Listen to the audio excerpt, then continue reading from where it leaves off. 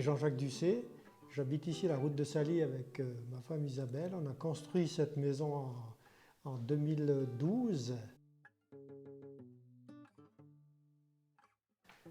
Alors cette maison, c'est un petit peu le quartier où j'ai toujours habité. J'ai ma maison familiale qui est de l'autre côté de la route. Et on a habité durant 30 ans avec nos enfants de l'autre côté. Et en 2010, on a eu l'idée de la construire. Et en la construisant, on a eu une réflexion autour de l'énergie qu'on allait intégrer dans cette maison.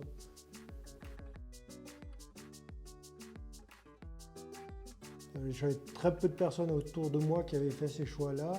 Et même au niveau des constructeurs de maisons, il y a peu qui nous conseillaient ce sens-là. Même au niveau des installateurs, peu nous conseillaient ce sens-là. Puis en définitive, je me suis permis de... Avec Isabelle, on a fait beaucoup de visites et au terme, on s'est dit, tiens, c'est peut-être le bon choix d'aller chercher l'énergie différemment, d'aller les chercher avec le soleil. Oui, alors on a fait le choix, disons, en visitant plusieurs endroits, on a fait le choix de faire un chauffage thermique avec des panneaux solaires thermiques qui sont dans le talus, en contrebas.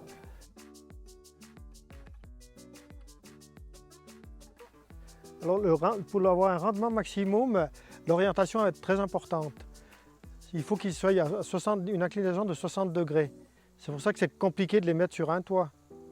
Pour moi, c'était plus simple et ici, la direction et tout, les données sont maximum. On a un poêle accumulateur où il y a diffusion d'eau chaude qui vient en compensation au moment où on n'a pas suffisamment d'énergie du soleil. Ouais, le système d'eau, il passe entièrement justement dans cette partie ici, qui se trouve là derrière. Et si on veut ces tubes, il faut qu'ils restent le plus possible propres, pour que la chaleur soit au maximum.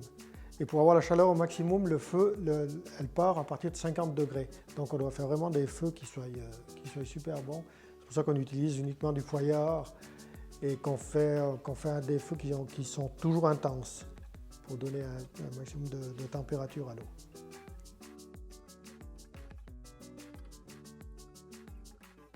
Et en plus de ça, on a essayé de construire de façon à avoir un maximum de température à l'intérieur, c'est-à-dire qu'on a des grandes baies vitrées, on a un carrelage qui est en noir, et en plus, tous les deux escaliers qui ont été faits sont en béton, et le système de chauffage est diffusé par un chauffage par sol.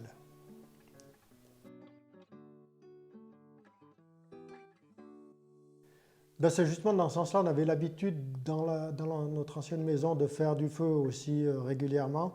On avait envie d'avoir un poêle dans notre salon, donc c'était logique qu'on fasse avec un feu. Mais qui te dit qu'un jour qu'on n'arrive pas à produire de la chaleur parce qu'on a peut-être des difficultés de ne pas installer un fourneau à pellets en complément. Je pense que ce ne serait pas très compliqué.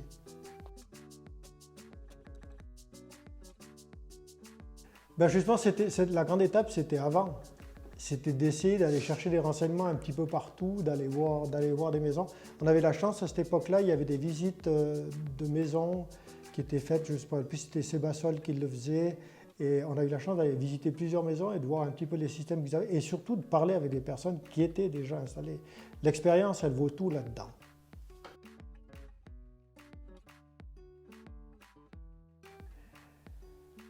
Je n'ai pas eu de grandes difficultés. L'histoire, c'était de faire justement de trouver les partenaires. Donc la discussion avec mon installateur, c'était de dire oui, j'ai envie de ça, est-ce que tu peux me le fournir ou bien pas? Et puis la première discussion, c'était un petit peu compliqué. Oui, mais il faut qu'on regarde qu'on ait un autre partenaire qui nous donne la production de chaleur. Et cet autre partenaire a pu combiner. Et en définitive, après, c'était relativement simple. Donc au niveau de la construction, il n'y a pas eu de gros soucis. Il y a eu quelques mises en train après qui ont été un petit peu plus compliquées, mais ça c'est une adaptation par rapport au système.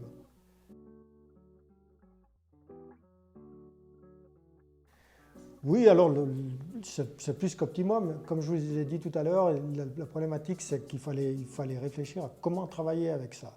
Et c'est là peut-être que j'ai eu un manque d'informations au départ, par exemple l'utilisation du fourneau. Ce qui est important, c'est d'avoir du bon bois il faut que la température monte à 50 degrés pour que la diffusion d'eau parte et qu'elle aille dans le boiler. Donc tout ça, on ne nous avait pas dit tout de suite. Donc c'est après la première année où tout d'un coup j'avais quelques soucis, je me suis posé des questions et c'est là qu'ils sont venus me dire « Ah mais ouais, il faut travailler comme ça ». D'avoir du bois justement qui est très bon aussi, qui diffuse pas trop de détritus de façon à ce que les tuyaux restent propres. Il y a toute cette réflexion qu'il y a autour. Et puis de faire le feu régulièrement. De ne pas se dire « Ah ben ce soir il fait un peu froid, je fais un feu, puis demain j'en fais pas ». Non, il faut le faire régulièrement de façon à contenir cette température dans le boiler.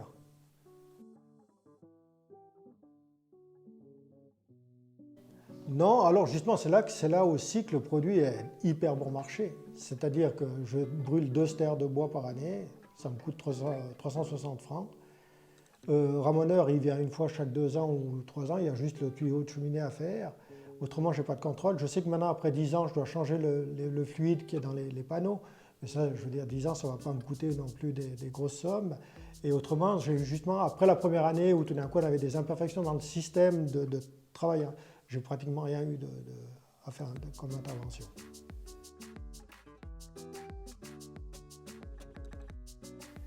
Ben oui, les bonnes surprises, c'est ça, je veux dire, quand on discute avec des gens autour qui disent aujourd'hui, ah ben tiens, la pompe à chaleur, il y a ça comme problème, il y a du bruit avec les voisins.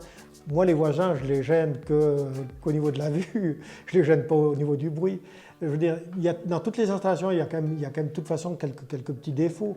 Mais moi, franchement, là, à tous les gens qui me demandent, je leur conseille, je leur dis, mais mettez cette installation, je vous garantis que c'est le meilleur système de chauffage qu'il y a dans la région.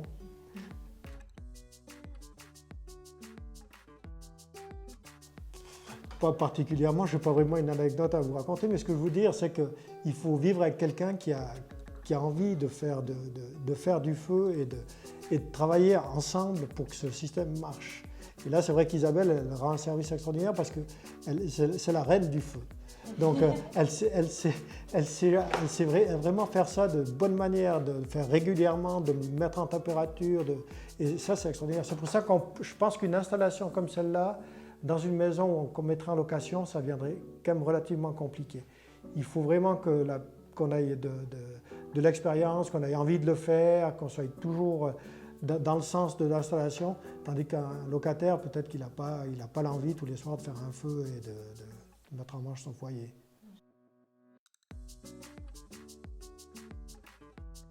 Oui, donc maintenant l'idée c'est j'ai fait des devis pour mettre des panneaux photovoltaïques sur le toit. Aujourd'hui, je pense qu'il faut qu'on ait une réflexion par rapport à ça. Maintenant, ce qui me retient un petit peu, c'est un petit peu ce système qui veut qu'on ne puisse pas faire n'importe quoi. J'ai une autre maison de l'autre côté, pourquoi est-ce que mon électricité que je produis, elle ne peut pas être utilisée dans mon autre maison? Et ça, je ne comprends pas. Je peux avoir une même facture, c'est moi la personne, et non, ce n'est pas possible.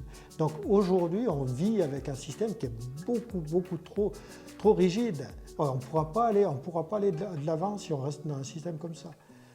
Et si on trouve des facilités, je suis sûr qu'on sera plein de gens à vouloir mettre des panneaux sur nos toits. Mais aujourd'hui, on se pose ces questions-là et je crois que les réponses, elles ne sont encore pas données, malheureusement.